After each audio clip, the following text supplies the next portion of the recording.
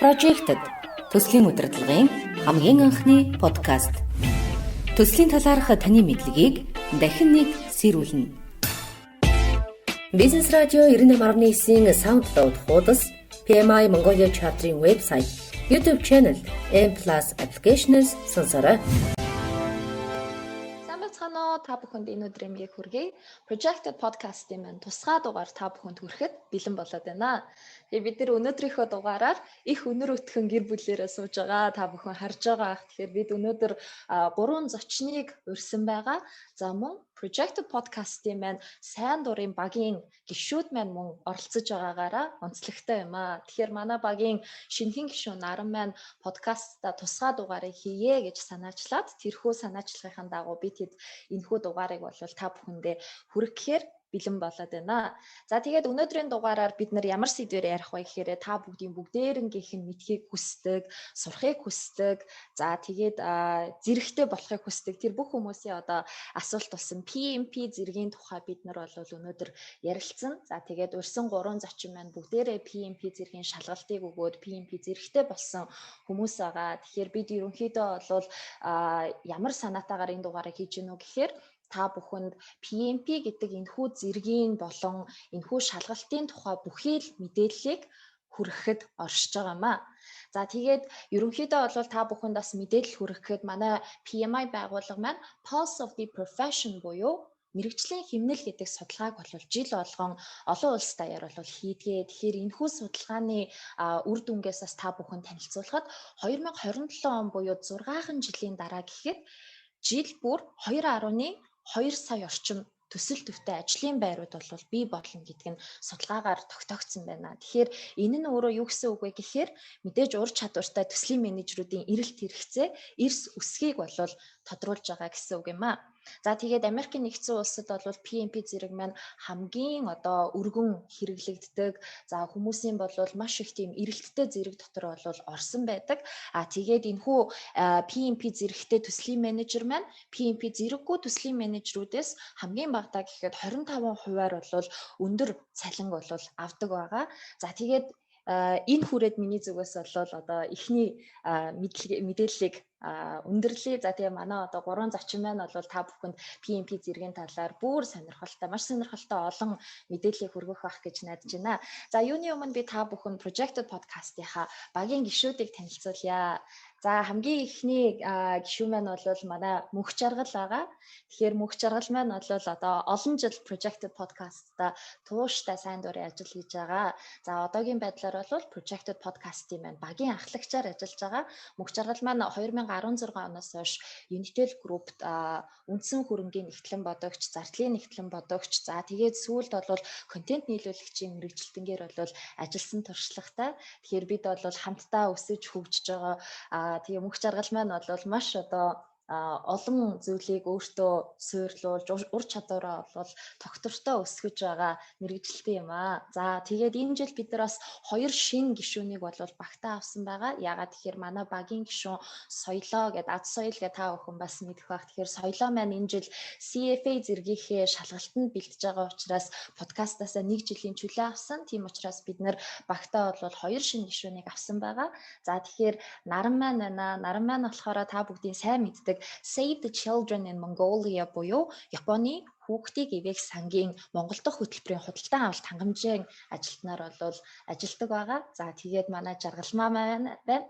Жаргалмаа маань болохоор Ethel Schmidt Mongolia гэдэг компанид бол борлуулалтын туслах ажилтнаар ажилладаг. Тэгэхээр Наран Жаргалмаа хоёр маань бол энэ жилээс манай багт нэгдсэн шинэ гишүүд маань байгаа. Маш тийм эрч хүчтэй шинэ салхийг манай багт авчирч гисэн 2 гишүүн байгаа. За ингээд багийнхаа гишүүдийг та бүхэндээ танилцуулж дууслаа. Тэгээ манай зочид маань бол их сонирхолтой хүмүүс байгаа. Манай PMI community-гийн хүмүүс маань бол манай гурыг маш сайн таньж байгаа. Ягаад тэгэхээр олон жилийн турш энэхүү байгууллагатай сайн дурын ажлыг тууштай хийсэн маш одоо сайхан сэтгэлтэй залуучууд байгаа. Тэгэхээр энэ гурван маань гуруулаа одоо 2015 онд PMI байгууллага маань PMP шалгалтыг хамгийн анх авч эхэлж байхад хамтдаа өгж ингэж одоо танилцчихсан 3 байна байгаа. Тэгээ одоо 6 жилийн дараа гэхэд ингээд энэхүү подкастад маань оролцож байгаа нь бас их сонирхолтой тохиол юм болов уу гэж бодож байна. За ингээд би цахим микрофоноо хийтэй цахим тайзаа жаргалмаада дамжуулъя. Сайн байцгаана уу, намайг Жаргалмаа гэдэг. За тэгээд юуны өмнө манай подкастын багийн зүгээс тусгай дугаарт зориулсан PMI Mongolia chapter-ын сошиал хуудасуудаар сэдвийн хүрээнд асуултуудыг асууж бүрдүүлж авсан байгаа. Тэгээд илүү үн цэнтэй мэдээлэл хүргэх боломж олгож асуулт илгээсэн бүх хүмүүстээ маш их баярлалаа гэж хэлмээр байна. Тусгай дугаарын маань эхний зочноор өнгөрсөн оны 12 сард PMP зэрэгээ авсан програм хангамжийн Data Care компани бизнес шинжилгээ чанарын албаны дарга Гант Төмрийн Баярмаагч маань оролцож байгаа. Бидний урилгыг хүлээн авч оролцохыг зөвшөөрсөн Баярмаагчтай баярлалаа. Data Care компани худалдааны чиглэлээр програм хангамж тоног төхөөрөмжийн цогц үйлчилгээ үзүүлдэг салбартаа мэргэсэн туршлагатай компани юм а. Баярмаагч маань програм хангамжийн салбарт 13 жил ажилласан. Үүнээс ажиллаж байсан томоохон төслүүдээс нь дурдах юм бол ERP системийн дэд системүүд болох хүний нөөц, цалин, цагийн бүртгэлийн системүүд, мөн Монголын замын цагдаагийн газрын жолооч, зөрчлийн бүртгэлийн системүүдээр ажиллаж байсан туршлагатай хүн байгаа. Харин одоогоор eMart Mall хэмээний худалдааны системийн програм хөгжүүлэлтийн төслийг хариуцсан ажиллаж байгаа. За баярлалаа. Бүгдэнд нь өдрийн мэнд хүргэе. Projected podcast-ийн сайн дурын ажилтан Наран байна.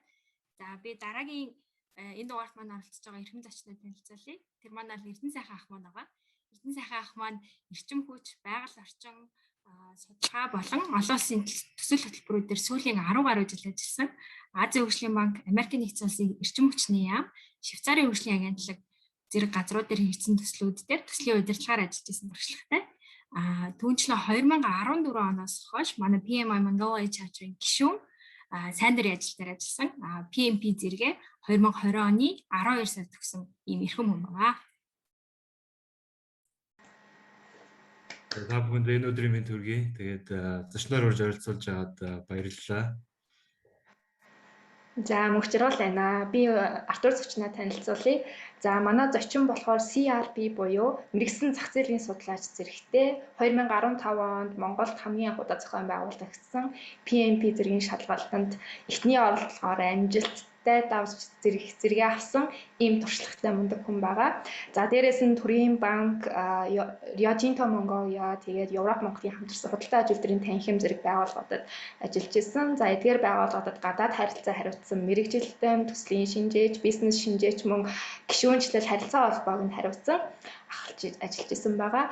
За үүний дээр бидний сайн мэддэг Shark Tank Mongolia нэвтрүүлгийн эхний дугаарт уяач аппликейшнээ танилцуулж оролцож исэн. За тэгээд тухайн үедээ амар төвшин болон Чимбат Shark нараас амжилттай санхүүжилт авсан ийм туршлагатай хүн байна. За манай дугаарт оролцож аваад баярлалаа.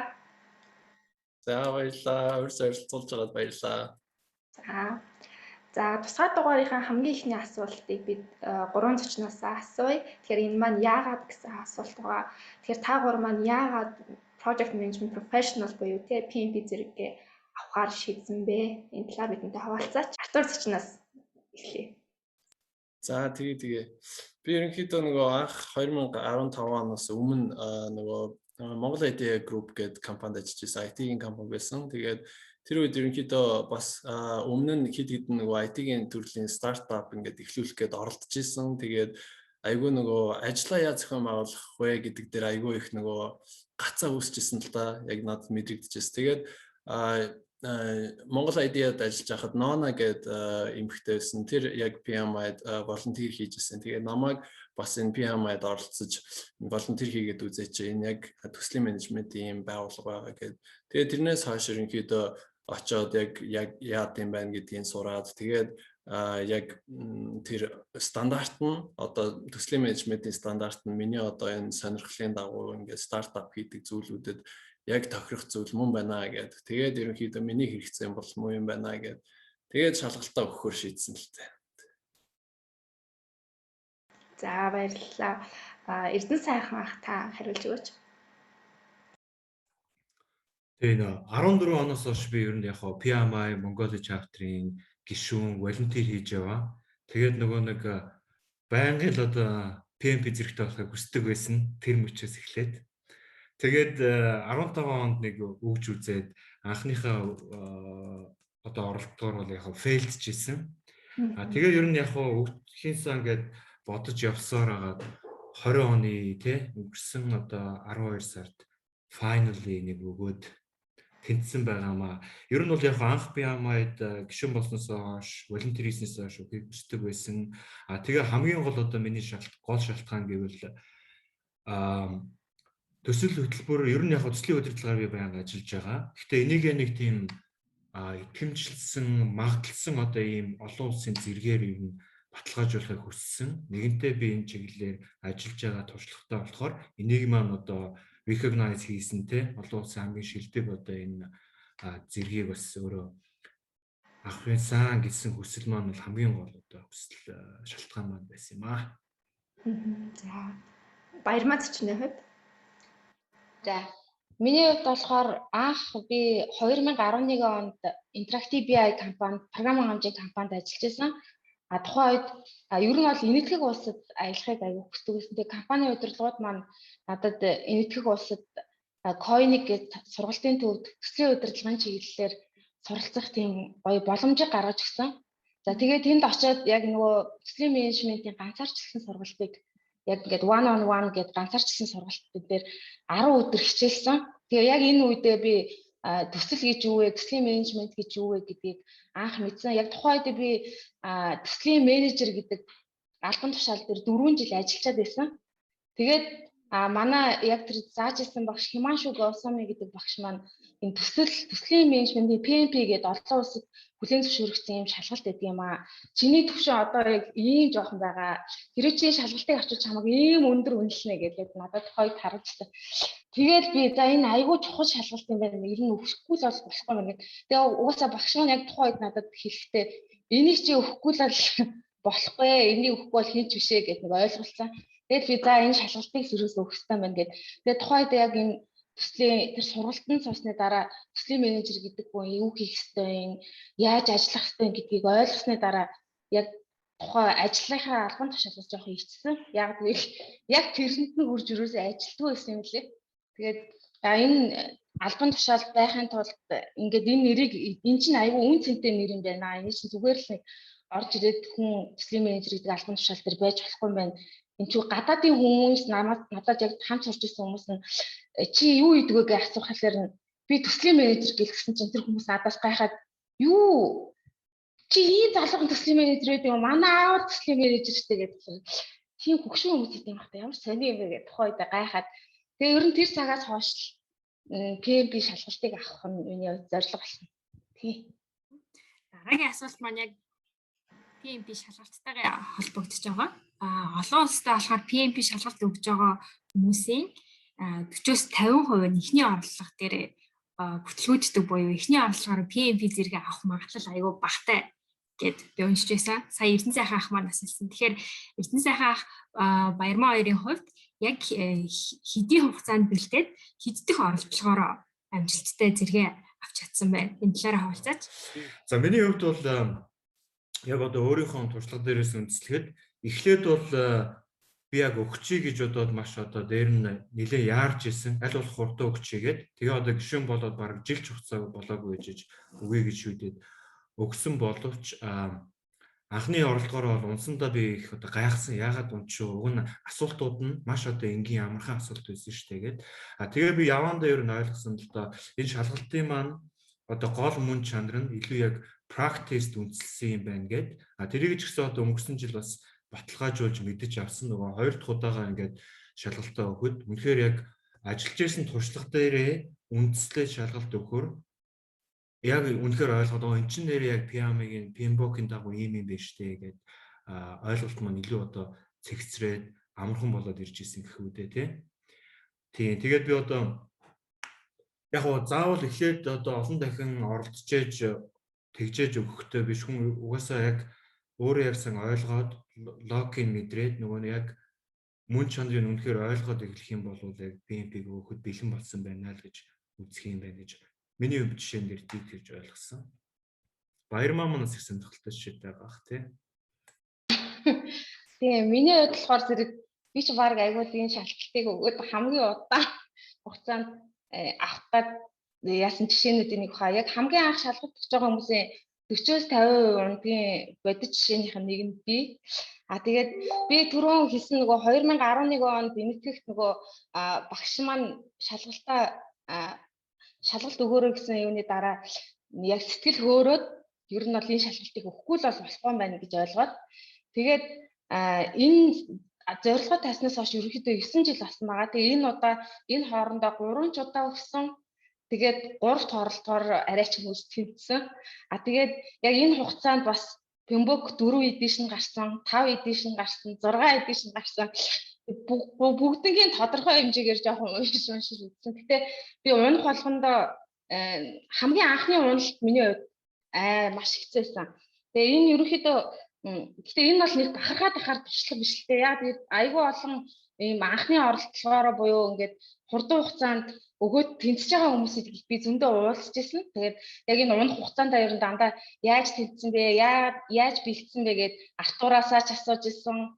Тэгээ энэхүү ярагч гэ зөндөө олон хүмүүсээс асууж ирсэн. Тэгэхээр энэ дээр нөгөө нэг түүхээсээ ярихад бол нөгөө нэг юу гэсэн 2012 онд би энэ шалгалтыг Монголд авдаггүй байсан. Тэгээд интернетээр хайгаад үзсэн чинь хамгийн ойрхон өгөх боломжтой газар нь Хятад Солонгос улс байсан. Тэгээ өөрийн мэдлгүй PMI орог гишүүнээр хэлсээд цалингийн зээл аваад $550 төлбөрийн төлөө тэгээд Хятад очие гэсэн чинь юун дээр нөгөө айгүй эрсдэлтэй санагдаад хэл мэдэхгүй юм ч одоо тэнд очиод яачих юм блэ гэж одоо хэлцийнхаа найз охиныг дагуулад тэгээд Солонгост очиж Солонгос сурж байгаа найз дээрээ очиж өгьегээд энийг хамгийн гол нь миний бас алдаа Pembok уншиж амждаггүй байсан. Надад манай багш нь Kim Heldman-ийн PMP-ийн ном өгчихсөн. Тэгээд тэрийг барьж авчихад ээлжийн амралтаар уншиж амжихгүйсэн болохоор 14 хоногийн өмнө Солонгост очингуудаа тэрийг өгтлээ нэг жижигхэн амархан өрөөнд уншиж дуусгаад бэлдээ тэр арталт нь байгаа CD-г бэлдээд үзсэн чинь нэг 50-аас 55% тал өгөөдсөн.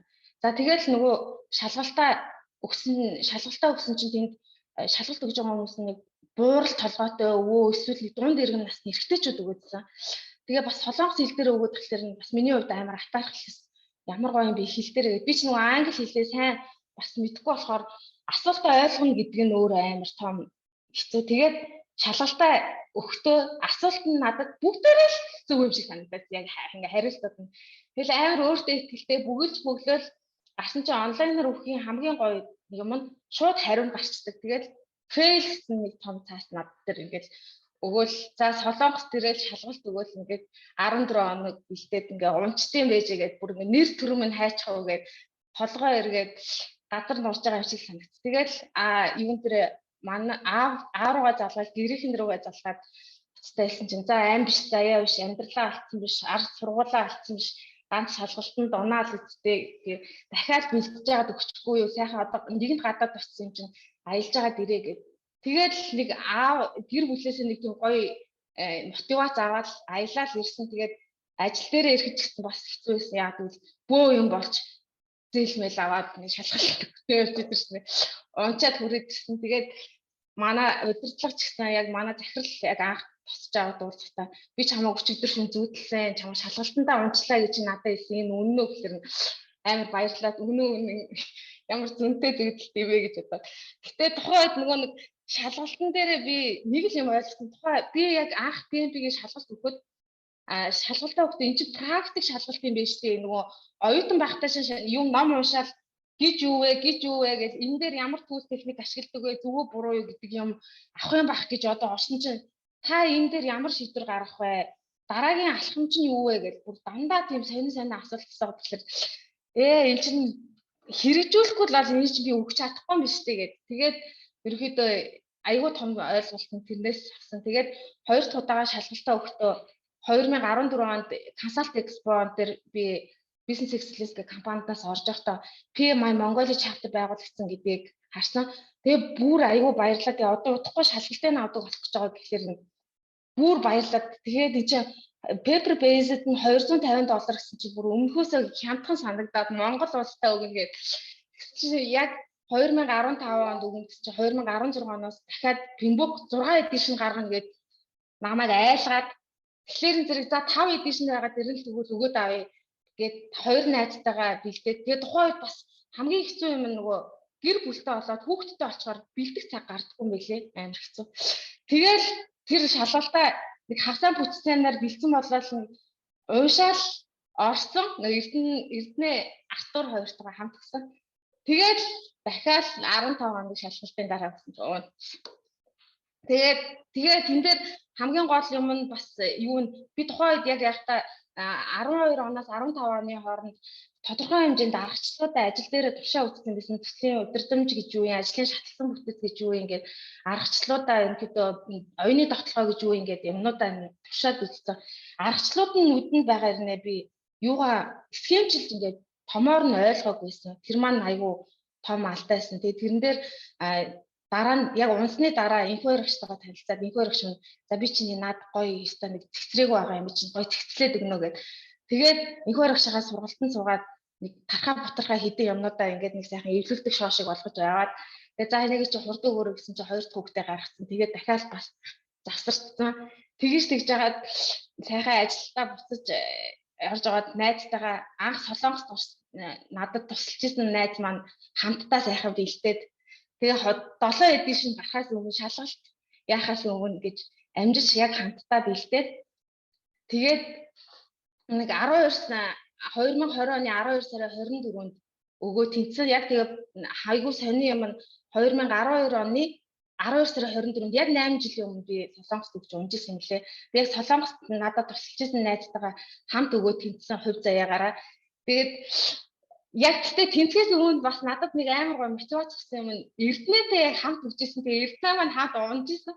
Тэгсэн чинь Эрдэнэ яг 12 сард би тэнцчлээ гэд нөгөө Facebook дээрээ сертификат оруулсан болохоор ямар гоё бэ Эрдэнэ тэнцсэн байх. Тэгэхээр бас би ч бас тэнцэх боломж байгаа юм байна гэж амар мотивац авсан. Тэгээд ерөнхийдөө тэнцэндээ тэгээ ингэж 9 жилийн хугацаанд нэг зорилго тавьж арайч мөгж авсан. Гэтэ энэ бол нэг бахархах зүйл биш л те. Хүн болгоны хувьд энэ аялал ондоо байдсан лээ. Гэтэ яг надтай адилхан хүмүүсийн кейс дээр гэх юм бол нөгөө англи хэл мэдхийн сайн мэдгүй одоо юунуудын хэлний бэрхшээл айгүй хэцүү байдаг. Тэгээд дээрэс нь төслийнхаа энэ аргачлалыг амьдрал дээр туршиж үзээгүй бол айгүй хол хүндээ нөгөөдгөө төсөөлж бодох гэж айгүй хэцүү байдаг. Тэгэхээр эднэрийгээ сайн сураад орох юм бол айгүй энэ хугацааг өөрөнд товчлох бүрэн боломжтой. За баярлалаа.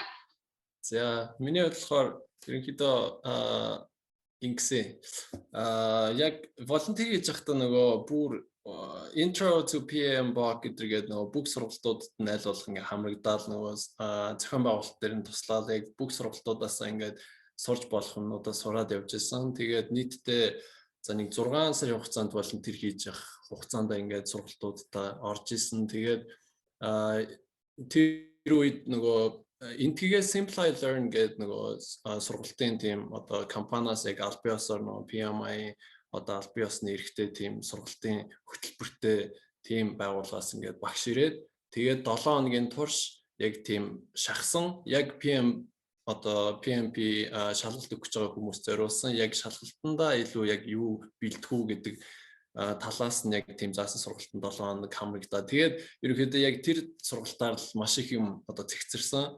Яг тийм сургалт айгүй том одоо дэм болсон яг бүх юм ойлгоход яг саний баримагийн хэлдгээр ч гэсэн яг тэр нөгөө тархаа бутархаа зүйлүүдийг би бас яг тэр сургалтаар ойлгож авсан. Тэгээд тэрний дараа ерөнхийдөө PMP шалгалт нь 3 сарын дараа болох байсан. Тэгээ би 3 сарын турш өдөр болгондоо иж 1-2 цаг нөгөө яг тэр нөгөө сурсан сургалтынхаа одоо хөтөлбөрийн дагуу яг адилхан төстэй тийм одоо ном олж аваад тэгээд яг бүх нөгөө knowledge area бүх initiation phase-үүд гэх мэтчлээ одоо бүх одоо зүйлүүдийг яг юм системтэйгээр сураад 3 сарын хугацаанд ингээд бэлдээд тэгээд mock test-уудаа өгөөд тэгээд яг нөгөө бүх тэр нөгөө интегийн багшийн одоо нөгөө хэлсэн бүх одоо зөвлөмжүүдийг дагаад тэгээд орсон чинь харьцангуй надад бол гайгүй санагдсан. Ганц хэцүү байсан зүйл нь ингээд урд нь явж тийм 4 цагийн ингээд шалгалтанд орж байгаагүй ийш тийш ингээд анхаарал жоохон сарнаад тэгээд тэрэн дээр ингээд сүүл рүүгээ ингээд цаг жоохон ингээд одоо баг үлдээд тэгээд би сүүл рүүгээ ингээд хідэн асуултаа хэлэн 5 асуултаа яг үнд бол буудсан. Ямар ч цаг байхгүй 5 асуултаа буудаад гарсан. Баярлалаа. Ингээд 3 дахь асуулт руу орцгоё. Бидэнд ирсэн нийт асуултуудын талаас илүү хөндлөхөөр шалгалтандаа хэрхэн бэлдэх вэ гэж асуусан байсан. Тэгэхээр шалгалтандаа бэлдэх үед та нарыг юу хамгийн их сорж байсан бэ? Энэ талаараа бид нартай хаваалцаач. За баярмаа хичээс эхэлчихв. За шалгалтандаа бэлдэх үед намайг юун дээр нөгөө 3 өөр байсан л та. Эхлээд бол түрүү хэлсэн англи хэлний мэдлэг эхлээд аюу сорж ирсэн. Нөгөө анх номоо уншихад мэдгүй үг их гарч ирэл нөгөөдхөө тэмдэглээл нөгөө юмаа ойлгоно гэдэг нь аюу хэцүүсэн. Тэгээд хоёр дахь удаа тэгээ бас нөгөө аргачлалуудаа нөгөө хэрэгжилж үзээгүй PMP-ийн одоо Pembroke дээр чинь маш олон 49 процесс хэрэглэгддэг аюу олон түүл техникүүд байгаа тий. Тэр түүл техникүүдийг нөгөө амьдрал дээр туршиж үзээгүй байна гэдэг чинь аюу хэцүүтэй. Brainstorming, affinity эднэр гээд гараад ирэнгүүт чинь анх ингээд хайгаад үзэхэд Google-ээс хайгаад үзэхэд энийг шар цаатнууд гэдэг юм байна. За энийг тийм л юм байдаг юм байна гэдэг төсөөллөөр харах нь аюу хэцүүсэн. Хоёр дахь удаага өгөхөд түрүүн тэр нөгөө юу хахад нөгөө аргачлалуудаа ингээд логикоор 49 процессоо ойлгоогүй байгаа нь айгүй хүндрэлтэй байсан. Тэгээд тэрийг түрүү нөгөө сургалтанд суугаад энэхүү хоёр багшийнхаа сургалтанд суугаад ерөнхийдөө 49 процессоо ингээ логиктой ойлгосон. Тэрний дараа бол яг одоо ингээ ажил дээрээ аргачлалуудаа тушаад 49 процессоо ойлгоод ирсэн чинь 3 дахь удаага болоход 3 дахь удаага өгөхөөс өмнө номоо уншихаар бүр айгүй гоё ингээд дотор ороод ойлгоод идэг болсон ямар ч байсан. За тэгэнгүүтээ хамгийн гол юм нь нөгөө процесс болгоныхоо зорилгоодыг аягүй сайн ойлгоо. Одоо яагаад тэр 49 процесс байгаад байгаагийн нэг шалтгаан байгаа. Тэрэн дээр яагаад тэр оролт ороод яагаад тэр гаралт гараад байгаа хоорондоо яаж уялдаад байгаа гэдгийг аягүй сайн ойлгоод тэгээд 3 дахь удаа би амжилттай өгөхөд тусалсан гол юмнууд нь юу вэ гэж бодож байгаа гэхээр за нэгдүгээр ойлголт маань номоо уншаадсан болохоор ойлголт нь англи хэлний гайг болчихж байгаа. Хоёрдугаарт нь аргачлалаа ингээд логикоор ойлгочоор тэр маань гайг болж байгаа. Тэгээ гуравдугаарт нь гэх юм бол нөгөө шалгалтынхаа асуултууд дээр асуултын стилд орох хэрэгтэй юм лээ. Тэрэн дээр нөгөө урд нь ингээд өгөөд яасан манай PMI-ийн бас нөгөө бусад өгдөг хүмүүс айгу сайхан сэтгэлтэй өөрөө ингээ унсан ч тэнцсэн ч одоо PMP-гийн нөгөө exam simulator гэж байдаг. Тэрэн дээр нөгөө 200 асуултанд хамгийн сүүлийн үеийн орчин үеийн яг нөгөө PMI-ийн асуулт адилхан асуултууд өгдөг 4 цагийн хугацаатай. Тэр тестийг ажиллах нь айгу хэрэг болсон. Тэр нь яг нөгөө PMI-ийн бодит асуулттай айгу их нөгөө ойролцоо. Тэгээд тэрэн дээр нь нөгөө эхлээд би тэр тухайн асуултынхаа хаана явж байгаа юм бэ? Би аль процесс дээр явж байгаа юм бэ гэдгийг мэдчих юм бол асуултандаа зөв хариулах ихний шат юм билээ. Тэгээ нөгөө бас нэг tricky question-ууд гээд адилхан үгээр орлуулсан эсвэл ингээд ондоо ингээд илт худлаа өгнөд мөгнөд гээд тэднэрийнхаа яг шалгалтынхаа стилд ороод 4 цагийнхаа стилд орчих юм бол нөгөө цагийн менежментээ яаж хийх үү гэдг нь айгүй чухал болчих юм лээ. Тэгээ миний бас яг шалгалт нь 3 дахь удаага тэнцэхэд нөлөөлсөн хамгийн том хүчин зүйл бол нөгөө түрүүний отхон жаргал гээд найзтайгаа хамт бэлдсэн. Тэр найз маань айгүй ийм хүнийг ийм пушер хийдэг. Тэр маань ер нь дандаа за хоёулаа юмаа бэлтгэв хоёлоо тэрийгээ хийх үү гэж намайг байнгын ингээл ганцаараа байхад ер нь зорилгоосоо шалтрах айгүй амархан байдаг. За өнөөдөр амжихгүй байна. За боли амж заяаш гэж ингээл хойшлуулад байдаг. Яг нэг тийм study group ч юм уу ингээд нэг найзтайгаа хамт яг зорилго нэгтэй найзтайгаа хамт нийлэх юм бол нөгөө сайныг дагуул сарныг хэлдэг шиг. Нэгдчих юм бол нөгөөх нь би энийгээ ингээд дэмжиж явцдаг. Дээрээс нь тэр шалгалтын асуултууд дээр яагаад алдсныгаа хоёулаа хамтдаа бэлдээд хамтдаа ойлгоод энэ ийм учиртай юм гээд уншсан юм ярилцсан юм хоёрын оронд амар зөрүүтэй юм лээ. Тэгээ ярилцаад явсан юмнууд дээр үр дүнтэйсэн. Тэгээ найзтайгаа тэр exam simulator-ын 3 шалгалтыг яг 4 цагийн хугацаатай бэлдээд тэгээд тэрэн дээр юун дээр алдсан ингээд дүгнэж бичээд орсон чинь тэнцсэн гэж бодсон шүү дээ. Баярлалаа. Эрдэнэ сайхаахын хувьд ямар байсан бэ? За баярмаа маань их сайхан ер нь их хэллээ. Энэ дээр яг би нэмээд нэг тийм 3 point хэлье гэж бодсон. Саяхан баярмаагийн хэлж байгаа бүх зүйл apply болно мэдээж. За нэгд болохоор энэ шалгалт маань өөрөө англи хэл дээр байгаа тий. Тэгээ эн чинь нөгөө тийм хэлний шалгалт биш. Өөрөөр хэлбэл нөгөө цаадах бүх нарийн одоо дээр нь яг тухайн асуудлыг хэрхэн яаж шийдэх вэ гэсэн илүү problem solving тэгээ илүү түрүүн бас хэлжсэн нөгөө онлайн буцааж асуух биш илүү practical. Тэгэхээр энэ дээр юу хэрэг болдго юм бэ гэхээр хамгийн чухал юм бол энэ бүх одоо ойлголт ер нь энэ хүү одоо концепцуудаа өөрөө монголоор сайн ойлгож авах хэрэгтэй юм билээ. Яг ингээ англиар уншаад мэдээж англи дээр өгнө. Гэхдээ эргээд яг монгол дээр яаж бууж ийнэ. Энэ дээр бол надаа би тэгж бодсон. Нэг тэр нөгөө монголчилж гэдэг маань монгол хүний өнцгөөс хэрхэн яаж ойлгох вэ те. Тэн дээр бол ялангуяа энэ төслийг одоо хэрэгжүүлж ийсэн дээр нь одоо яг энэ сургалтын дээр яаж одоо Монгол дээр энэ маань хэрхэн яаж бууддаг юм бэ? Эргээд энэ маань PMBOK ийм утга агуултаа үйлдэж байгаа гэдгийг ойлгож авах нэг чухал. Миний хувьд бол яг нэг шалгалтанд бэлтгэхэд одоо нэг 35 контакт аврын тий авч ирсэн EPC гэдэг компани руу их баяр багшийн тэр нөгөө энэ ойлголцоодыг яг Монгол концепцэд оруулж тайлбарлаж байгаа юм тэгэхээр хэрэг болсон. За хоёр дахьд нь ямар зүйлийг би одоо хэлмээр байна гэхээр PMA Mongolia chapter гэдээ байгаа тий. Chapter-ийн зүгээс байнга одоо ингээд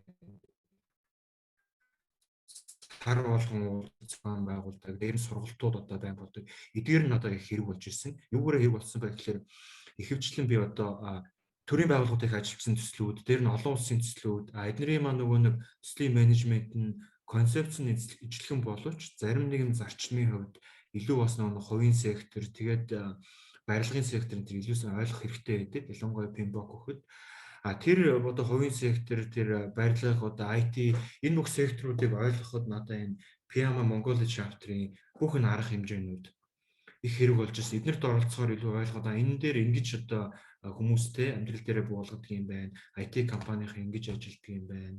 Одоо construction компани бол энэ өнцгөөс нь хардаг юм байна гэдэг. Тэгээ энэ PMA Mongolia chapter-ийн энэ бүх ивентүүд, энэ онлайн подкастууд надад их хэрэг болсон. За гурав дахьт нь одоо би хэлэх юм бол Баярмаан түрүү хэлсэн яг ахаад давтаа хэлэхэд ер нь шалгалтынхаа тухайн ямар форматаар авах чинь тэр форматт нь өөрийгөө урьдчилаад нөгөө in the mood те яаж байх вэ гэдгийг өөрөө ингээд эртнээс өөрийгөө нэлээд дасгах хэрэгтэй юм билэ. За шалгалт маань 4 цаг тэгээ онлайнаар авах юм бол би ямар өрөөнд суугаад ямар форматаар нөгөө асуулт томдоо маань яаж гаргаж ирвэ гэдгийг өөрөө бас их сайн тэрэнд өөрийгөө бэлдэж өгвөл эргээд нөгөө нэг шалгалтаа амжилттай өгөхөд үндэсчин болно гэсэн үг. За энэ гурван зүйлийг л нэмэлтээр хэлэх. За миний хувьд болохоор ерөнхийдөө яг нөгөө 3 сарын хугацаанд бэлдэж байхдаа яг нөгөө өдөр болгон 1-2 цаг гаргаж ирнэ гэдэг айгүй том асуудал байсан. Тэгээд яг тэрэн дээр ингээ ус мусанд орж байхдаа хүртэл ингээл хажуудаа номоо ингээ барьсан. Тэд дээр ингээл нөгөө бүр хөвлөд авцсан нөгөө тэрэн дээр ингээ бүх нөгөө юмнуудаа ингээл тэмдэглээл энэ энтэй ингээ холбогдож байгаа юм байна, ингэж байгаа юм байна гэх. Яг бүр яг ойлгох талаас нь гол нь яг тэр нөгөө simple learning нөгөө 7 хоногийн сургалтанд сууж байхад тэр нэг багш тэгжсэн байхгүй. Та яг нөгөө PMBOK уншихаас илүү яг тэр одоо моделийг тэ энэ стандартыг яг бүхлээр нь ингээ системээр нь сайн ойлгож байгаа. Тэгвэл асуултууд ч айгүй сайн ойлгомжтой болоод эхэлнэ гэдэг. Тэгээ яг тэр системээс нь яаж ойлгох вэ гэдэг дээр л айгүй их цаг орд юм лээ. Тэгээ яг зүгээр номоо айл болох хурдан уншиж дуусгах гэхээсээ илүү би яг ингээ ном дээрээ ойлгохгүй байгаа юм дээр айл болох ингээд суугаад Google дээр ингээд тэрэн дээр нэлээд их цаг ордог юм бэ лээ. Тэгээ 3 сарын хугацаанд бол би баг ямар ч тасралтгүй яг өдөр болгон нүдсэндээ баг. Тий. За ойлголаа, маш тийм хэрэгтэй зөвлөгөөнүүд байна. Тэгээд дараагийн асуултаа би Баярмаагчаас асууя. Та PMP зэргийн шалгалтаа онлайнаар өгсөн байгаа даа. Тэгэхээр цахимаар өгөхөд өмнө нь урьдчилж тооцоогүй тийм бэрхшээл танд юу гарч исэн бэ? Одоо ингээд цаашдаа хүмүүс онлайнаар шалгалт өгөө явна. Тэгэхээр энэ хүмүүст зориулаад та типсээс хуваалцаач. Цахимаар өгөхөд бол эхлээд тэр нөгөө цахимаар өгөх шаардлагуудыг нь надад бол яг эхлээд нөгөө цахимаар хуваар гаргахад хэд хэдэн асуудлууд тулгарсан л да. Нэгдүгээрт нь ингээд нөгөө цахимаар өгнө гэхээр тест центрээ сонгохдоо эхлээд нөгөө GTMS-ийн тэнд байгаа тест центрийг сонгоцсон байсан. Тэгсэн чинь ковид гараад нөгөө тест центр нь ажиллахаа боллоо гэд. Тэгэхээр дахиад нэг нөгөө шүтээсийн тэнд байгаа бас нэг тест центрийг сонгосон чинь нөгөөх нь бүр уцаач авдаггүй, ажиллаж байгаа үгүй, үүч мэдэгддэггүй. Тэгээд бүр сандраад одоо яана бүр хойшлох юм бол нөгөө шалгалтын асуулт өөрчлөгдөн ингээд бүр айлгаад байдаг. Тэгээд одоо яах вэ гэсэн ганцхан боломж үлдсэн. Тэр нь гэрээсээ өгөх байсан. За гэрээсээ өгөх юм бол яаж өгд юм бэ гэдсэн чинь нөгөө орчноо бэлдэх компьютероо, интернетээ тэгээд нөгөө нэг яг тэр гэрт байхдаа гав ганцаараа байх хэрэгтэй бас 4 цагийн шалгалтын дээр. Тэгэхээр шин тэр надад тулгарсан юм болохоор ковидтэй үед гэрээсээ гэхэлэр гэрийнхаа бүх хүмүүсийг өөр тийшээ явуулах хэрэг гарсан. Тэгээ тухайн өдөр нь гэртээ ганцаараа унтах. Тэгээ өглөө өдөр чинь нөгөө шалгалтын цаг нь өглөө гээд ингээд айгу өглөө 7:30 мөчөөс зоогдчихоор хүмүүсээ гэрээсээ явуулаа ганцаараа ханаад дээрэс нь нөгөө орчин тойрноо ингээд бэлдээ тэр шалгалтайгаа дээрс нь интернет хурд. Тэгээ бас нэг айдчихсан юм нь бас интернет гацчихгүй. Дээрс нь компьютер гацчихгүй. Компьютероо сайн бэлдээд айгу сайн компьютер бэлдэхгүй эсвэл 2 дахь нөөцтэй ч байхгүй бол тиймэрхүү юм байсан. Дээрс нь яг шалгалт өгөхдөө цагийн менежмент бас айгу чухал. Нөгөө асуултууд нь айгу хурдан явчих учраас цаг гүгээд тэгэхээр айгу хүнд айгу давчтаад идэв штэ. Гэтэ яг шалгалтын хувьд бол харьцангуй юу юм бэлээ. Цаг нь тийм амар хүнийг айхаар ингэж гарч ирдгүү ингээд нэг мэддэхгүй гоё явд юм лээ. Тэгээд миний хувьд болохоор 2 удаа өмнө нөгөө унтсан болохоор дотоод айдас айгу их байсан. Өөртөө итгэлгүй байдал айгу нөлөөлсөн. Яана дахиад унтчихгүй дээ гэд. Тэгэл баг өмнөх өдөр нь сандарлаад авах нь айгу жигсэн. Өмнөх өдөр нь нойр өрөхгүй. Би яг өмнөх 2 шалгалтын дээр ч гэсэн өмнөх өдөр нь унтаж чадаагүй. Яг тэр 2 дахь удаага өгж байгаа дээр би бүр 6 цаг хүртэл унтаж чадахгүй. Арайч мөгөж нэг 20-30 минут унтчихад яг шалгалтаа өгөхөд шалгалт цаг талтаа авахд би ингээд нэг тийм нөгөө сандарлаасаа гарч чадахгүй. Талаас нь ингээд яг төвлөрж исэн. Тэгэхээр нөгөө цайны дээр нөгөө бодит орчингуудыг бэлтгэхээс гадна өөрийгөө айгуу сайн бэлтмээр юм лээ. Өөрийгөө ингээд тайван байлгаад хэрэг хүн ингээд тайван юмаа унших юм бол мэддэг юмаа зөв бүглэн.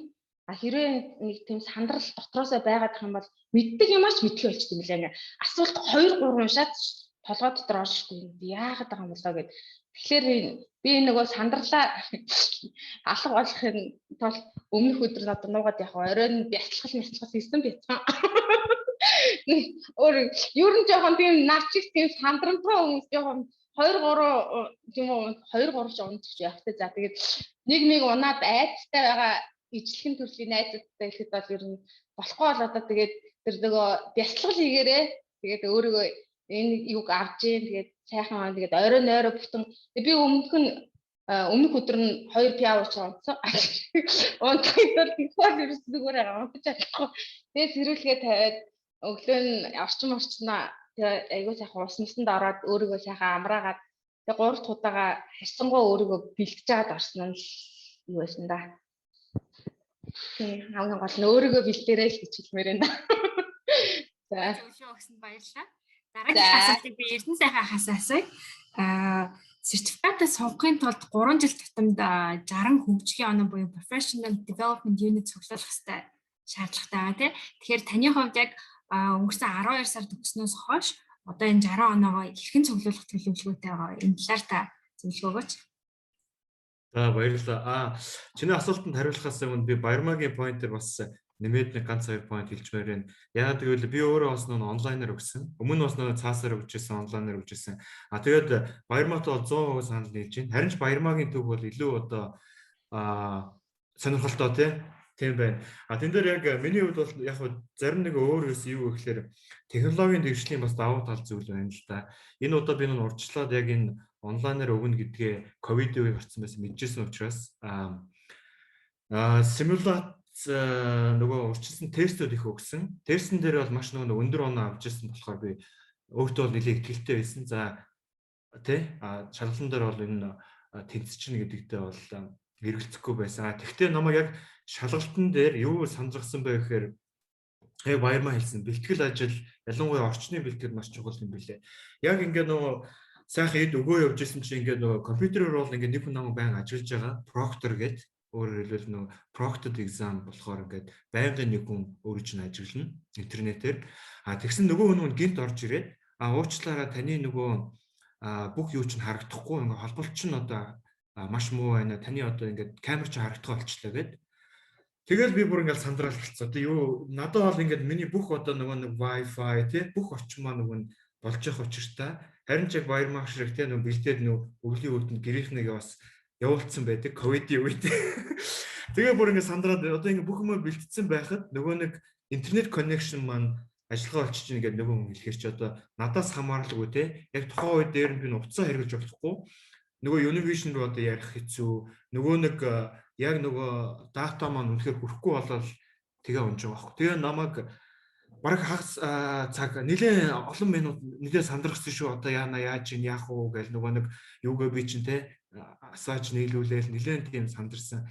Тэн дээр бол маш л одоо маш олон сар бэлтгэсэн байдаг. Тэгээ одоо ганц connection-ээс болоод би шалгалт маань одоо ингээд зогсчих юм бол одоо нөгөө бэлдсэн бүх одоо төлөвлөгөө маань үнэхээр нурах гэдсэн учраас маш сандралсан. Тэгээ нэг сандарчгаар ингээд дараагийн асуултууд ингээд маш хурдан цагт яваал нөгөө нэг асуулт маань юу вэ гэдэг ингээд нэг тийм нервс нэг тийм юунд оруулчихдаг юм бэлээ хүнийг. Тэгээ би тэрнээс ямар одоо lesson learn байна вэ гэхээр энэ орчноо сайн бэлтгэхэд тэр интернетийнхаа хурд бүх юм маш сайн одоо баталгаатай болгомоор юм бэлээ. Яг нөгөө тухайн мөчөд юу ч болж болохоор юм байлээ. Гинт одоо тог тасарчвал яах вэ гэх мэтлэн тий. Тэгэхээр нөгөө нэг давуу тал байгаа боловч эргээд тэр нөгөө нэг орчноо баталгаатай болгоно гэдэг дээр бэлтгэл ажил маш их шаардна. Энэтэй холбоотой бас нөгөө талаар юу гэхээр яг энэ одоо ковидын үед ч юм уу гинт төлөвлөгөө өөрчлөгдсөн үед энэ төр бол мэдээж онлайнаар өгөх нь бол маш олон талаар давуу талтай юм байлээ. Түрүүн бас баярмаа хэлж ирсэн. Хэдхэн жилийн өмнө гэхэд бол Монголд авдаггүй, гадаадд авдаг. Тэгээ хүмүүс бүр ингээд гадагшаагаа явдаг. Дээр нь одоо энэ PMI Монгол chapter орж ирснээрээ бас Монголдо авдаг болсон маш том давуу тал. Эргээд бид нэр одоо жишээлбэл энэ 35 контакт аваараа одоо бол интернетээр цуглуулж болох боловч яг Монгол дээрээ тий PMI chapter-аас ч байна, одоо инх баяргаач байна, өөр одоо ингээд ийм багш нар дээр монгол хэл дээр энэ концепцүүдийг ойлгодог болчихж байна гэдэг бол маш их давуу талууд. Ингэснээрээ эргээд энэ одоо дэлхийн хэмжээний одоо шалгалтыг бид бүхэн Монголдоо өссөн хэмжээгээр сураад төсөв хэмжээр өгөх боломжууд бүрдсэн байна гэдэг бол маш том давуу тал байгаамаа. Тэгээд энэ дээр онлайны хувьд бол тийм техникийн бэлтгэл ажлууд их хэрэг болох юм байна. Баярмаагийн туршлага байна, миний туршлага байна. Тэгээд энэ талаар бас та бүхэн асуулт авах юм байвал Баярмаагаас, надаас, Артураас, бусад хүмүүсээс чөлөөтөө асууж байгаарай. Тэгээд нөгөө сүүлийн асуултан дээр за ер нь одоо тэгэл одоо нэгэнт өгсөн юм чи энэ зэрэгээ бол хамгаалаад хадгалаад аваад явахыг хичээнэ. Миний хувьд бол эргээд цаашдаа бол энэ PMI Монгол chapter-тэй бол илүү идэвхтэй volunteerism тий одоо ингэ сайн дурын ажиллаа хийгээд PD-г бол хамгийн гол цуглуулна. Ингээд хийсээр чи одоо бол нөгөө энийг эргээд өөртөө амар ашигтайгаар эргүүлнэ ш нөгөө PD-г цуглуулна гэдгээрээ сайн дурынхаа ажлыг бас өргөжүүлээд эргээд бас өөрийнхөө сурсан зүйлийг бусдад хуваалцсан гэж бодож байгаа. Тэрүүгээрээ PD оноос уралцсан. Тэгээд мөн дээрний технологийн одоо дэвшлийг ашиглах яг онлайнаар одоо PMI-гийн ивентүүдэд оролцоод ялангуяа глобал ивентүүдэд оролцоод тэрнээсээ PD-г цуглуулах ийм үндсэн одоо 3 аргачлалаар явна гэж бодож байгаа. Энэ PDU дээр яхад юу байсан блэ? Одоо нөгөө PDU-г яаж цуглуулах вэ гэд яг үннийг хэлэхэд бол PMP-г өгөөд нэг гой сэтгэл амраад хүлээснээс тайлагдаад 4 сар сайхан мартцсан. Нөгөө PDU цуглуулгаач мартцсан. Тэгээд сайхан энэ дээр нөгөө PDU-гийн талаар жоохон судлаад үзсэн чинь нөгөө туршлагатай PMP-нүүдээс асуусан ер нь яаж PDU-г цуглуулдаг юм бэ гэсэн чинь ер нь бол нөгөө PMI-ийн вебинар үзээд яхад PDU-нууд автоматар цугладаг. Ер нь бол нэг вебинар үзэхэд нэг PDU ч юм уу тэгээд цугулчдаг гэдэг. Харин энэ жилээс болохоор PDU маань 2 хэсэгтэй болсон мөлий. 60 PDU 3 жилийн хугацаанд цуглуулах хэвээр 35-ыг нь education буюу ингээд өөрөө суралцах 25 нь giving back буюу одоо бусдад өгөх гэдэг юм 2 янзаар цуглуулдаг болсон. 20 дээр 35 нь яг вебинар одоо нөгөө юунуудаа хийгээд явчихна. 25-аа цуглуулгатай болохоор зэрэг ажил дээрээ work practitioner ч юм уу ажил дээрээ хийсэн сургалтууд PMI дээр одоо knowledge sharing хийж байгаа энэ тэнд хийж байгаа юмудаа өөрсдөө ингэ репорт байдлаар бичдэг болох юм лээ. Тэгээд энэ талаар цуглуулж байгаа туршлагын нөгөө хас банкны охин инх баяр багш эднэрээс асуусан юм ингэж цуглуулж байгаа юм билээ. Тэгэхээр би ч гэсэн бас яг энийг нь хэрэгжүүлнэ л гэж бодож байгаа. 25 оноогоо манай PMI Mongolia chapter-ийн арга хэмжээнүүдэд оролцоод monthly meeting болон 9 сарын 24-нд болох манай олон улсын баг хурал байгаа. Тэгэхээр олон улсын баг хуралдаа ороод бас PDU-гээ цуглуулах боломжтой. Дээрээс нь бас манайхаас зохион байгуулж байгаа арга хэмжээнүүдэд сайн дурын ажилтан болоод орох юм бол бид нар тэрхүү сайн дурын ажиллаж байгаа таны цагийг PDU оноо болгож болвол өгөх боломж байгаа шүү. За ашигланаа оролцсноо. Хамтраад бас цуглуулах юм дээрээ тий нийлээд гоё бүгдээрээ цуглуулна. Артур маань яаж цуглуулж явж байна? Туршлагатай. За би ч одоо ер нь цаашдаа нөгөө насан туршдаа ажиллах нөгөө компани гэдэг шиг тэр зүйлээ нөгөө calling олцсон. Тэгээд нөгөө ерөнхийн нөгөө ойлголтууд байдаг болохоор PMP яг зэрэгээ бол цаашдаа яг ойрын хугацаанд бол юу яах бодлого байгаа л та нөгөө цаашаа үргэлжлүүлэх. Тэгэхээр нөгөө өөр бусад нөгөө надад бас сурах сонирхолтой бас зүйлүүд байгаа. Одоо ч нөгөө 5 дугаар аж үйлдвэрийн хувьсэл гэдэг одоо хүн болгон барыг програмчлалыг хэл сурахгүй бол барыг хэцүү ч гэдэг нөгөө Python, R гэдэг нөгөө statistical language гэдэг сонирхоод явж байгаа. За баярлалаа. Манай урьдчилсан асуултууд дээр нэг ийм асуулт ирсэн байсан. Энэ асуултыг Артур танаас асууя. PMI-ийн PMBOK болон Prince2 стандартын талаар харьцуулж та судалж ирсэн үү? Тэгээд эдгээрийн ялгааны талаар манай сонсогчдод тайлбарлаж өгөөч. За тэгээ ерөнхийдөө би PMP-гээ өгчөөд Rio Tinto-д орж ирсэн. Rio Tinto-гээ одоо MDC буюу Mongolia Delivery Center гэдэг тухайд болохоор одоо энэ сансрын маркет хаатлын Seoul Business Center гэдэг тэнцээ байсан одоо нэг ёсны Rio Tinto-гийн одоо outsource маягийн team office байсан. Тэгээд тэр office болохоор төлхөө Австралийн төслүүд дээр зайнаас бид нар одоо project controlling тэгээд coordination хийдэг байсан. Тэгээд тухайн яг төслийг авч явах менежментийн аргачлал нь яг Prince 2 болон PMBOK 2-ыг нэм хослуулсан стандартууд төр өөрсдөө гаргацсан байсан. Project manager-ууд болон program manager-ууд нь. Тэгээд тэрэн дээр ерөнхийдөө яг уу ялгаа гэхээсээ илүү ижил тал нь илүү их юм байлээ, давангаа юм байлээ. Тэгээд ерөнхий одоо структурын хувьд бол яг нөгөө project-ийг PMBOK 5 одоо үе шатанд хуваадаг бол Prince2 бол 3 үе шатанд хуваадаг. PMBOK одоо юуны хувьд одоо knowledge area гэж байдаг бол Prince 2-т болохоор одоо илүү яг стандартууд одоо knowledge area-нуудын нэршлүүд нь жоохон өөр. Тэгээ заримуудын ингээд PMBOK-тай харьцуулахад нийлүүлсэн тийм байдаг юм байлээ. Ер нь бол Prince2 илүү том төслүүд дээр тохиромжтой гэдэг нь харагддаг юм байлээ. PMBOK болохоор ерөнхийдөө нэлээд их одоо өргөн цар хүрээнд одоо ашиглагдах боломжтой. Тэгээд PMBOK-ийн хувьд болохоор нэлээд одоо flexible Prince2 болохоор илүү одоо яг стандартын дагуу юм байлаа. Тэгэхээр тэр хоёр ялгаа бас байд юм байлаа. Тэгээ Prince2 ашиглаж байгаа улс орнуудын одоо их Британи, Action, Берлин салбарт ашиглаж юм байлаа. Тэгээд одоо government гэдэг бусад бүх одоо юмуд ашиглаж юм байлаа. Баярлалаа. Ингээд сүүлийнхээ асуултыг Баярмаа хичээс эхэлж асуу гэж бодлоо. Тэгэхээр таны хувьд ингээд өөрийнхөө маш их хүч хөдөлмөрийг зарцуулан PMP зэргийг авсны дараах өр өгөөж нь танд юу байсан бэ? Тэгээ PMP зэргийг авснаар танд тэр бий болсон тэр үн цэнээс жишээ гаргаж дурдаач 3 жишээг. За хүч хөдөлмөрөө гаргаж хүсэл мөрөөдөл болгож авсан PMP зэрэг маань яг хамгийн ихний үн цэн нь болохоор ер нь бол өөрийгөө нэг ялсан юм шиг мэдрэмж байсан. Тэр нь л хамгийн гоё юм. Тэгээд яг одоо PMP-г авахаар зорж байгаа тэр аялал нь өөрөө надад төслийн менежмент гэж яг юу юм, ажлыг яаж хийх ёстой, төслийн менежер хүн ямар ур чадвартай байх ёстой ингээд тухайн ажлыг харах үнцгийг маань нөгөө миний харах үнцгийг өөрчилсөн, арга барил нөлөөлсөн. Хэрэв би урд нь энийг хэрэг мэддэггүй байсан бол өөрийнхөө одоо нөгөө алхнаас өөр зэвсэг мэддэггүй хүн бүх юмыг хадаас олгож хардаг гэдэг шиг ганцхан алхахтай л байх байсан баг. Одоо яг энэ нөгөө нэг аяллаа юунаас би аюул олон аргачлал байдаг юм байна. Асуудлыг ингэж шийддэг юм байна гэдэг тэр нөгөө хандлага болон мэдлэгийг эзэмшсэн нь миний хувьд айгуу том үнц ингэж боддог. Яг одоогийн байдлаар нэг амьдрал дээр ингээл бодтой ингээл орлогын хувьд ингээл 25-30%-аар өсөд байгаа юм бол бас байхгүй тийм. Дүнгэж аваад удаач байна.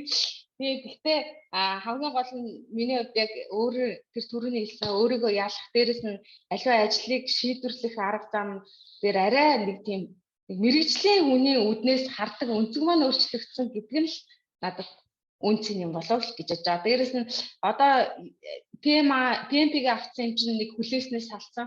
Тийм болохоор дараагийн зорилго тавих эхлэл маань нэгдсэн. Тэрэн дээр бол одоо SCP ч юм уу дараагийн сертификатуудаа авах бодол нээлттэй болж байгаа. Тэр бол бас том үнц юм болов л гэж бодож байна. За Баярмагийн сая асуултан дээр би бас нэмээд хариулмаар санагчлаа.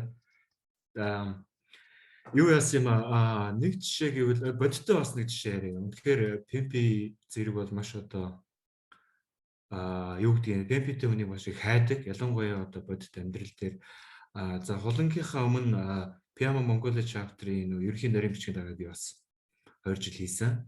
Тэгээд тухайн үед хийж чад бид нар бас нэлээд нөгөө нэг outreach нөгөө өөрсдөө илүү бас нэлээд нөгөө үндэсний хэмжээний компаниудад танилцуулъя гэдэг явдаг байсан. Тухайн үед тэгээ бас нөгөө миний гар утас бас манай вебсайт дээр байсан уу. Над руу бас ялангуяа Монголд байдаг гадны компаниуд одоо жишээлбэл Worley ч юм уу энэ гадны компаниуд маш их холбогддог байсан. Юу гэж холбогддог байсан гэхлээр PMP-тэй одоо зэрэгтэй үнэтэй холбогдмоор байна. Ажлын санал тавьмаар байна.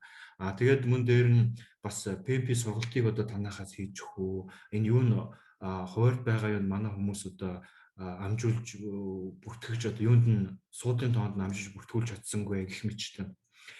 За тэгээд тиймэрхүү одоо нөгөө нэг эрэлт бол маш их байдаг юм байлээ. Ялангуяа одоо ийм олон улсын чанартай стандартаар үйл ажиллагааг явуулдаг компани, эсвэл том одоо дэд бүтцийн төслүүд дээр тий одоо Samsung Монголд одоо тэр осын буудал барилаа гэж маш олон PMP-тэй хүмүүс их хэрэг болж ирсэн. Түүнчлээ одоо ч гэсэн одоо би нөгөө PMP Монгол PMP нарын Facebook, мөн түүнчлэн PMA Mongolia гишүүнчлийн Facebook гишүүнчлэн одоо member only тийм гишүүнлэг зориулагдсан одоо network-ууд дээр их байдаг. Тэр network-ууд дээр PMP-тэй зэрэгтэй хүн авмаар байна. PMP-тэй зэрэгтэй хүн хайж гэх мэтлэн ерөөсөө PMP зэргийг одоо маш одоо өндрөөр үнэлж эхлээд байгаа. Тэгэхээр бол өөрийн хувьд ч гэсэн ялангуяа одоо залуу тий олон туршлага хөрөнгөлүүлмээр байгаа эсвэл өөрийнхөө мэдлэг чадварыг одоо сориод шинжүүлэх мэдмээр байгаа хүмүүст бол PMP зэрэг бол шууд хэрэг болно. Бүр бодиттойгоор хэрэг болно. Тэр утгаараа одоо ерөнхийд нь одоо ингээд глобалли дундчлаад үзэхээр энэ зэрэгтэй хүмүүсийн маань нөгөө цалингийн түвшин хамаагүй өндөр 20-30 зэрэгээр өндөр байгаа чинь гарч ирж байгаа. Тэрийг бас хэлмээр байна. Тэгээ хувийн зүгээс би Баярмаатай яг 100% санал нийлэн. Өөрөөр хэлбэл би энэ шалгалтыг өгөхүйсэн гэдэг их олон жил хүсдэг байсан. Тэгээ finally өөртөө цаг гаргаад энэ шалгалтаа бэлдсэн. За тэгээ бас энэ ковидд бас сайн юм байна л да. Өөрөөр хэлбэл хөл хорионы үеэр би бас бэлдэж таарсан. Тэгээ яг ингээд олон жил өссөн шалгалтаа өгөхөр үнэхээр тийм нэг тийм те өөр одоо бахархах за ингээд би ийм энэ одоо өсч ирсэн юм чадчихлаа, би чадлаа гэсэн мэдрэмж хүнд хүрдэг юм байлээ. Тэгээ илүү цаашдаа өөр одоо би юу хиймээр байна гэдэг өөрийгөө илүү одоо цааш нь одоо хурцлдаг юм уу тийм одоо мэдрэмж ихгүй мэдрэмж төрсөн. Тэгээ бодиттойгоор гэх юм бол энэ их олон ойлголт байсан. Одоо ингээд мянга тууцтай Pembok тэгэл Rita энэ бүх номуудыг одоо шилбэл би энэ ойлголтуудыг ерөнхийдөө мэдж гинэ гэсэн одоо мэдлэгээ хүн өөртөө хийгээд аавна гэдэг чинь хинч таны мэдлэгийг өөрсөж авахгүй тий. Эний чинь таны мэдлэг чинь зөв байж гэдгийг олон улсад ингээд сертификатаар баталж байна гэдэг чинь их том одоо шагнал юм да тий. Том шагнал болж байгаа гэсэн. Түүнээс одоо за би мэдж байгаа гэдээ хэлэхэд хинч одоо тэгээд дээр нь тухайн компаниуд одоо PMP зэрэг авчлаа гэд төслийг маш сайн хийдэг болчлоо гэсэн үг биш байхгүй юу? Өөрөөр хэлбэл тухайн компани, байгууллага одоо нөхцлөөс хамаарат төслийн амжилт бол олон зүйлээс хамаарна. Одоо нөгөө ярьдаг шүү дээ, нэг гурвалжин байдаг, ур чадварын гурвалжин, talent triangle. Тэрнээс бол шууд хамаарна. Түүнээс PMP зэрэгтэй байлаа гэд төслийг та 100% хийх ёстой гэсэн үг бол биш. Энэ эргээд юу баталж ийнэ гэхээр мэдлэгийг чинь баталгаж ийн. Энэ хүн бол цаагаараа ер нь fundamental logik-ийг мэддэг юм байна, туршлагатай байна гэдгийг баталж байгаа. Артур, таны хувьд ямар байсан бэ? Ерөнхийдөө Эрдэнэ сайхах баярмаа эрдэнэлээ санал нийлж байна. Тэгээд яг PMP өгчөөд би ялцчгүй Rio Tinto-д орсон шалтгаануудын нэг бол яг PMP зэрэгтэй байсан. Тэгээд тэр бол айгүй том одоо давуу тал болсон миний хувьд. Тэгээд яг тэр PMP өгөхдөө өөрийнхөө яг тэр мэдлэгээ ингээ баталгаажуулж авлаа гэсэн мэдрэмж бол хамгийн гоё юм байлаа ялцчгүй тий. Тэр нь бол 100% санал нэгдсэн. Тэгээ энэ дээр бас нэг юу байгаа. Ер нь манайх ингэж ярьдаг шүү дээ, монголчууд нөгөө олон улсын хэмжээний төсөл хэрэгжүүлж чадахгүй гэл их олон маргаан байдаг шүү дээ. Тэгэхээр юу гэхээр дэлхийн нийтээр ерөөсөө төслийн менежментийн хил гэдэг болвол нэг хил байгаа. Тэр хил маань юугаар илэрхийлж байгаа гэхээр PMBOK-оор илэрхийлж байна. Тэрийг одоо нэг баталгаажуулж байгаа юм одоо шүү PMBOK байна. Энэ дээр өөрөөр хэлбэл одоо энэ Баярмаа байна, Артур байна, цаана одоо ингээд 70-80-аад монгол залуучууд юуг харуулж байна гэхээр олон улсын хэмжээний ийм ижил төвшин мэдлэгээрээ чадвараараа ингэж алхаж чадах хэмжээний боловсон хүчин байна гэдгийг одоо энэ зэргээр баталгаажуулаад байгаа байхгүй. Эргээд нөө монголчууд маань дэлхийн нийтэд хөл нийлүүлж мэдлэгээрээ чадвараар алхах боломжтой. Энийг нөгөө нэг гаргана гэдэг маань жинхэнэ маш олон хүчин зүйл. Энэ орчныг бүрдүүлж эхлэх ёстой. Энэ дээр бол мэдээж энэ хувийн компаниуд оролцсон маш их байгаа. Эргээд дээр нь одоо хамгийн хүн дээр нь төслийн хөтөлбөр хэрэгжүүлдэг газар бол төр өөрөө байгаа шүү дээ, тийм. Төрийн бас оролцоо. Эргээд яг иймэрхүү зэрэг дээр нь стандартыг бүлээн зөвшөөрнө гэдэг маань олон улсын хэмжээнд бид нэр үйл ажиллагаагаа явуулах болж байна гэдгийг л илэрхийлнэ гэж одоо миний зүйлс бодоод байгаа.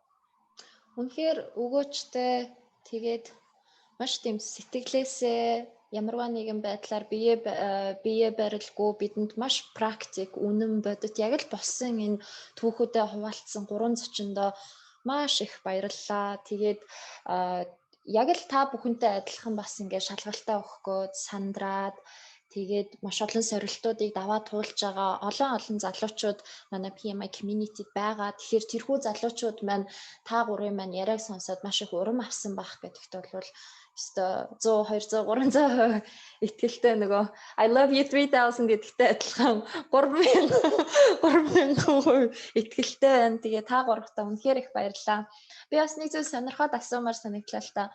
Манай projected багийн сайн дурын охтууд маань та гуравтаа сүүлийн 3-4 хоногийн орчим ингээд хамтраад зохион байгуулалтын талаас нь холбогдоод ажилласан шүү дээ. Манай гурвын зохион байгуулалтын ажил болон энэхүү дугаарыг төсөл гэж авч үзээд хийсэн арга барил та гуравт ямар санагдсан бэ?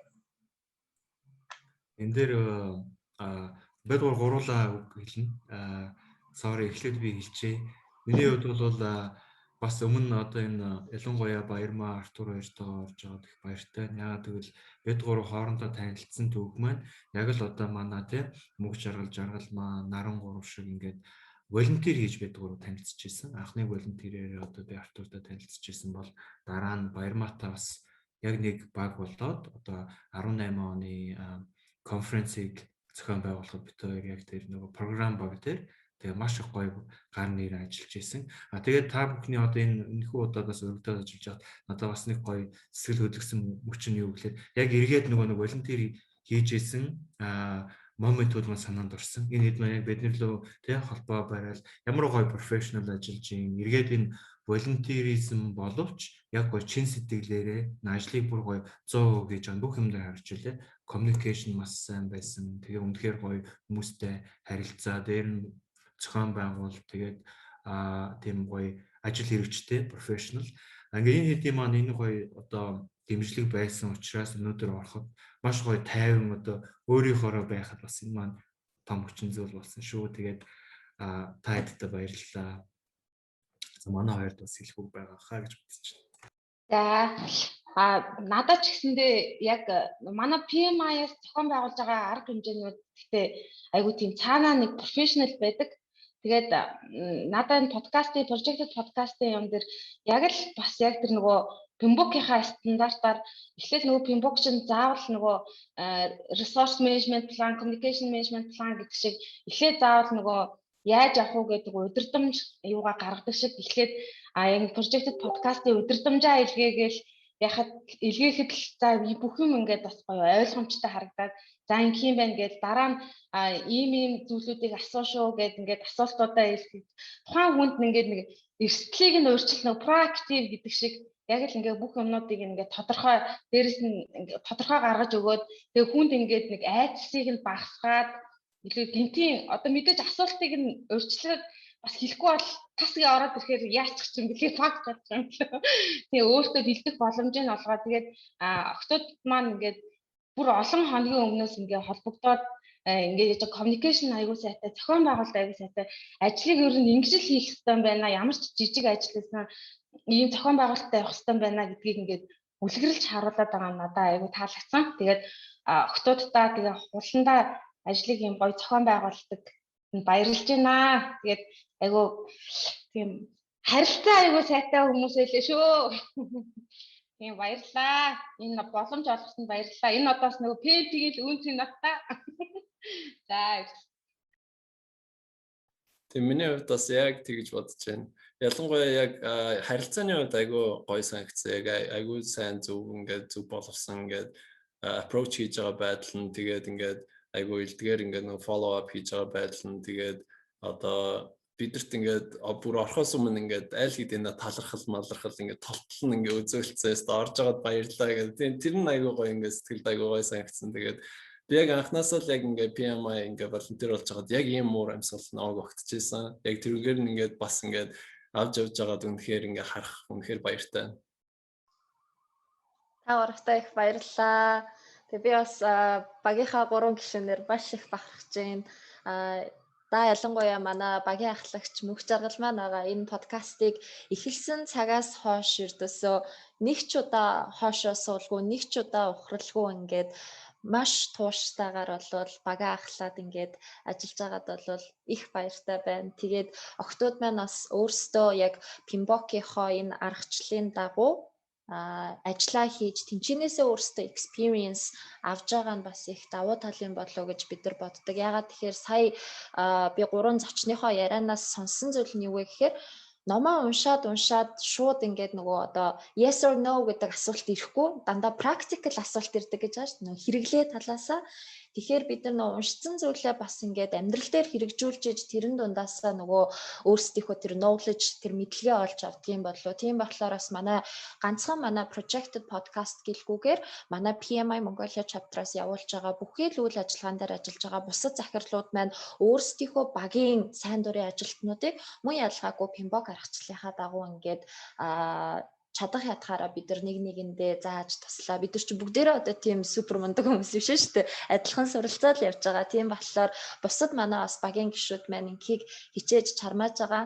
За тэгээ хамгийн сүүлд нь ингээд хэлэхэд ер нь би яг та гурвын саяны одоо ярианаас ганц ойлгосон юм нь тэр сэтгэлгээ гэдэг юм л айгу чухал юм байна гэж ойлголоо. Одоо нөгөө IELTS-ийн шалгалт төхөөрчин IELTS-ийн шалгалтын дээр хүнийг та 1000 үг мэдээд байна уу 2000 үг мэдээд байна уу гэж шалгадаггүй шүү дээ. Яг нөгөө тэр англи хүн шиг сэтгэж чадчихэв нөө. Тэр сэтгэлгээг ингэж хэрэглээ талаас нь илүү шалгаад байдаг. Яг манай PMP шалгалт маань бас яг түнтэй агаар нэг бах гэж би бодоод байна л та. Тийм болохоор энэ тухай бас ингээд та нар маань маш олон өнцгөөс нь олон талаас нь өөрсдийнхөө жинхэнэ сторигоор ингээд тайлбарлаж өгсөнд бол үнэхээр их баяртай байна. Тэгээд энэ дээр бас нэмээд нэг зүйлийг хэлэхэд бид нар сая одоо жишээ нь ингээд жишээ олгоод манай Эрдэнэч хэлжсэн тийм Америкийн нэгдсэн улсад болвол энэ PMP зэрэг гэдэг бол үнэхээр нэр хүндтэй зэрэг байдаг. Тэгээд Америкийн нэгдсэн улсад ажиллаж байгаа төслийн менежерүүдийн хувьд PMP зэрэгтэй авах юм бол цалингийн хэмжээ нь доороо 25%-аар өндөр байж ах жишээ нь тийм. Тэгэхээр манай Монгол улсад ч гэсэндээ бид нар яг энэ орчныг бий болгож чадна гэдэгтээ бид нар айгүй итгэлтэй байгаа. Тэрнийх нь нэгэхийн хэсэг нь та бүхэн байхгүй юу? Энэ PMP зэрэгтэй хүмүүс олшрох тусам энэ хүмүүсийн маань ажлын үр өгөөж нь өсөх тусам хүмүүс PMP зэрэг энэ итгэмжлэгдсэн зэрэг гэдгийн үн цэнийг илүү ойлгож эхэлнэ. Үүнээсээ шалтгаалаад бусад одоо аж ахуйн нэгж байгууллагууд болон төрийн байгууллагууд маань PMP зэрэгтэй хүнийг илүү авахыг хүсэмжлэх болох байх гэж найдаж байна. Тэгэхээр та бүхнийг энэ том ажилд бас өөрсдийнхөө хувь нэмрийг оруулаад явж байгаад маш их баярлалаа. Тэгээ манай chapter-ын зүгээс бол PMP клубыг бол нээсэн байгаа. Тэгээ PMP клубын тэргуун гаулзыг бид хоёр 5 сарын 12-нд муу ялгаагүй цайны цагаар Facebook дээр лайв байдлаар PMP клубийнхээ талаар бас олон нийтэд мэдээллийг илүү түлхүү хүргэн тэгээ сайн мэдээ дуулгахад альбом бус тоогоор 85 гаруй PMP Монгол PMP байна. Яг альбом манай дээр бүртгэгдсэн байгаа тоогоор бол 75 PMP бүртгэгдсэн байгаа. Тийм болохоор бүгдээрээ бас энэ тоог өшөө илүү болгоо 700 болгочихсон байхад манай Монгол улсын хөгжилд бол асар их одоо нөлөө өгөх байх гэж бодож байна. За манай охтуудаас бас сэтгэлээ хуваалцаарай. За анх яг нөгөө 18 оны 10 сард зохион байгуулагчсан хуралд оролцоод тэгээл за PMI-ийн тухай мэдэж аваад тэгээд за ер нь бол төслийн менежментийн талаар би суралцах хэрэгтэй юм байна. Яалч түрүү нөгөө Артурс ч нөгөө calling гэж хэлсэн шүү дээ. Яг миний нэг тийм calling үсчих шиг болсон сэтгэлийн доотлого байлээ. Тэгээд тэрнээс хойш ингээд хамтарч ажиллаад багтаа болоод ингээд подкаст дугаар бэлтгэхэд өөрийнхөө хувь нэмрээ оруулж байгаа. Тэгээд уран зочиндаа маш уриалгын хүлээж аваад бидний одоо урилгыг хүлээж авч оролцсонд маш их баярлалаа. Тэгээ багийнхандаа ингээд 100% дэмжлэг үзүүлж хамтарч ажилтгахад нь маш их баярлалаа. Тэгээ бүгднгээс нь маш их зүйлийг одоо нөгөө сурч авч байгаа. Тэгээд бүгдэнд нь маш их баярлалаа гэж хэлмээр байна. болохоор ажлынхаа шугамар гэх юм уу? Ерөөсөө нөгөө олон улсын энэ төсөл хөтөлбөрүүдийн талаар жоох ойлголттой. Тэгээ анх нэг 19 онд яг PMI-ийн худалдаа авалтын сургалтанд сууж эхэлснээр PMI-тай холбогдож эхэлж байсан.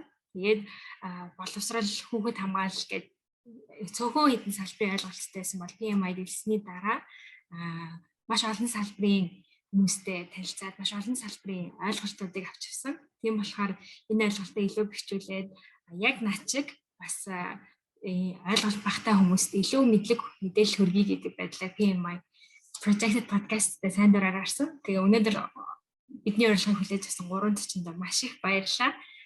Маш их урам өглөө.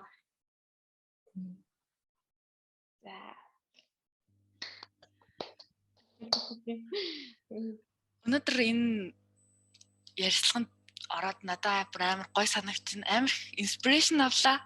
Тэгээд айгүй гоё 3 хүмүүстэй бас танилцлаа. Тэгээд би л бол амар их баяртай байна. Маш их мотивашн авлаа. Тийм л энэ. Баярлалаа. Баярлалаа. Тийм та бүдээс ч гэсэн айгүй их мотивашн авлаа. За ингээд цаг гаргаж оролцсон 3 зочиндоо маш их баярлалаа. Зохион байгуулахад бүх хүч чадлаа дайчлан ажилласан багийнхандаа бас их баярлалаа. Тэгээ бидний тусгай дугаар та бүхэнд таалагдсан гэдэгт итгэлтэй байна. Бид улирал болгон энэхүү тусгай дугаарыг болвол явуулж явах болно. Тэгэхээр манай дараагийн тусгай дугаарын сэдэв юу авах вэ гэдэг дээр та бүхэн манай chapter-ийн маань Facebook руу нээлттэй та бүхэн саналаа илгээгээрэй. Тэгээ манай chapter-ийн маань Facebook, website, email хаяг бол үргэлж та бүхэнд нээлттэй байх болно. Баярлалаа. Та бүхэн өдрөө сайхан өнгөрүүлээрэй.